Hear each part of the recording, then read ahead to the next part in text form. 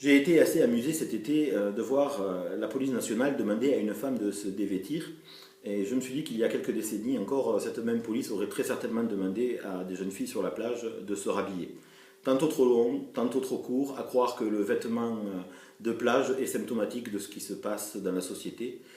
Le bikini était sans doute le symbole de la libération, le burkini du fondamentalisme qui revient. D'un point de vue chrétien, de la pensée chrétienne, effectivement, je suis plutôt contre le port du voile, je suis contre le fait qu'une femme doive se cacher, doive porter une culpabilité.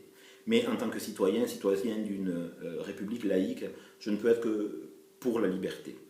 Et je me dis que si sur toutes ces femmes qui portent le voile, il devait y en avoir qu'une seule qui ait choisi librement de le porter, eh bien il faudrait la laisser libre. Cela m'a rappelé le débat de 1905 sur le port de la soutane et une discussion que j'avais avec un ami prêtre à propos de ses confrères qui portaient eux-mêmes la soutane avec un discours intégriste qui accompagnait. Et je lui disais qu'il fallait peut-être interdire. Il me répond que la soutane, le système étroit dans lequel ils étaient, était sans doute pour eux une béquille.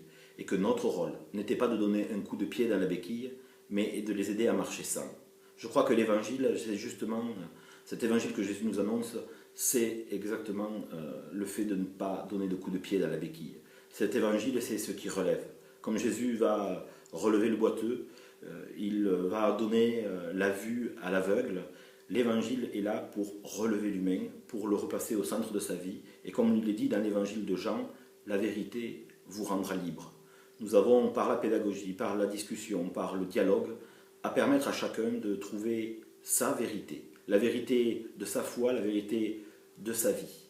Alors, ne soyons pas de ceux qui donnons un coup de pied dans la béquille, mais annonçons cet évangile libérateur, annonçons que chacun est libre de choisir ce qu'il doit porter, ce qu'il doit croire, ce qu'il doit penser, et surtout, aidons-nous à choisir la vie.